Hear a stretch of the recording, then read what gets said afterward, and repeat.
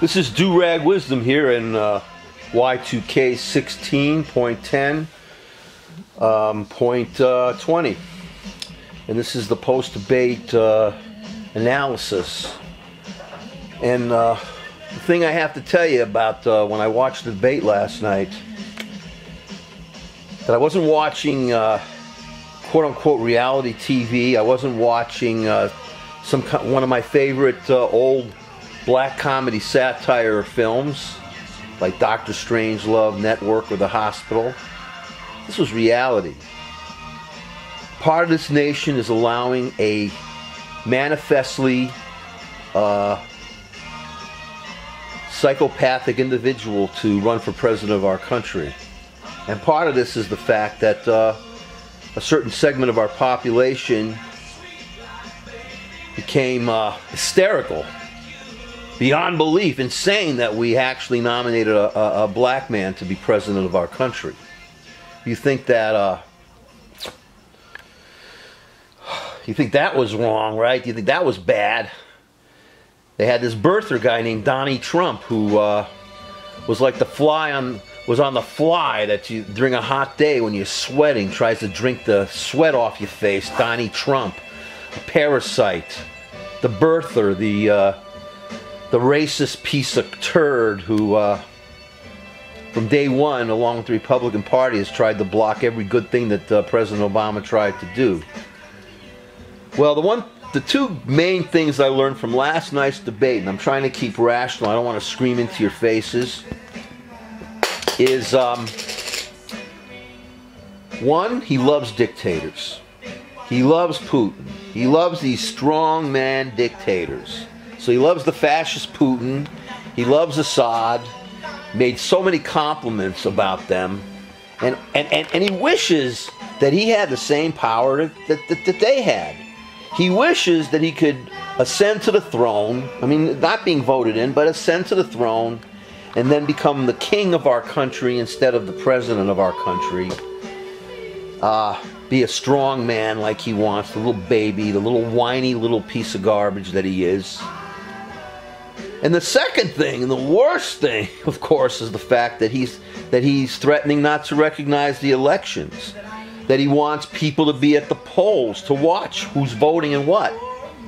Can you imagine if this guy was actually elected president of our country, what would happen in our country if he tried to institute a nationwide stop and frisk? If he tried to institute a nationwide check the polls of every quote-unquote neighborhood in the city, the inner cities. That's the watchword for all racists, the inner cities.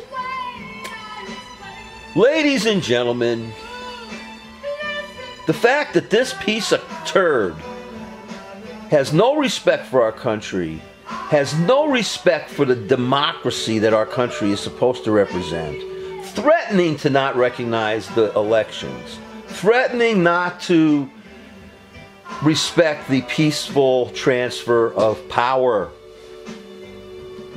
And you know what's worse? His followers. Those Trumpenstuppens out there. Those alt-right Nazi slime balls who are waiting in the wings to come out if he's elected and do the purge. You should go visit the Twitter pages of Donald Trump and the offshoots, see all the threats that these sick, racist pieces of trash Donald Trump supporters want to do to us.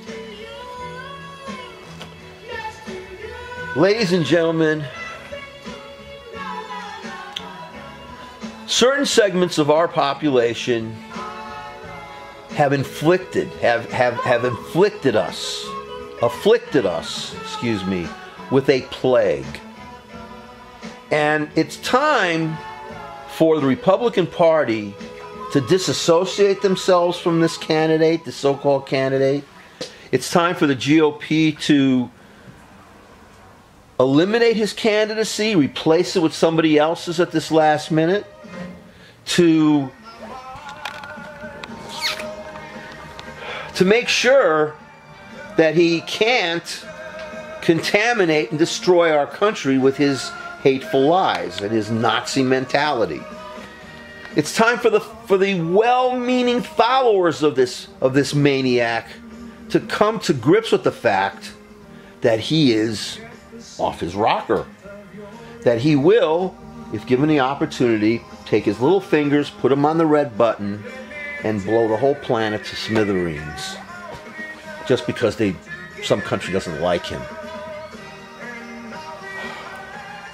It's now time for the GOP to own up to this criminal, to this traitor, to this person who gives aid and comfort to our enemies, to this bastard who doesn't respect the sacrifices that many soldiers made, including my father, to make sure that we have a free country. Not since the Civil War have we seen something as horrific as the candidacy of Donald Trump. And once the people that support him, the GOP,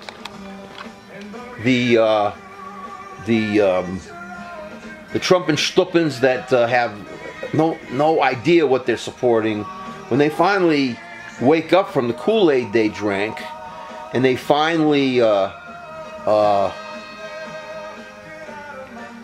reject this bastard, maybe I'll be able to rest easy. Because again, if Hillary Clinton doesn't win by a landslide, we're still in a lot of trouble. And I just want to end here with saying, once again, that the Roman Empire, the great Roman Empire, lasted 500 years. 500 years before it fell, and we're only in our 240th something year. 240th something year. And if you think that we're going to be around until the end of time, think again.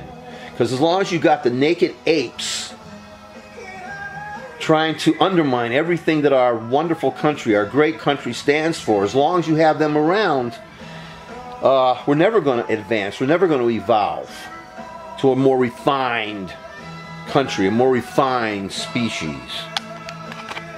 So, Donald Trump wants to respects dictators, and he won't respect the results of the election for the peaceful transfer of power. Hello. Hi. May I take these bottles? Yes, you could take the bottles. Absolutely. That's what they're there for. Got someone there taking the bottles.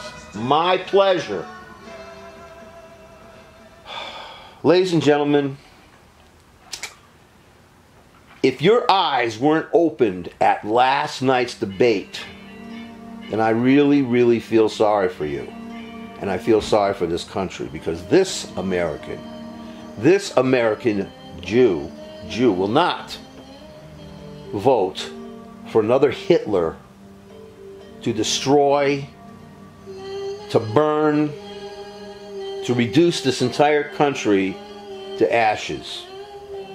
It is up to the people, the leadership of the GOP, and the people that support the monster, to own up to this creature and reject him totally for the survival of our country.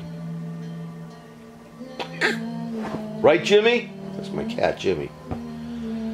This is Do-Rag Wisdom. Please go out and vote.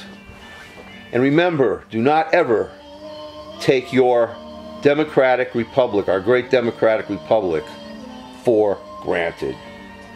Do-Rag Wisdom. Please be safe.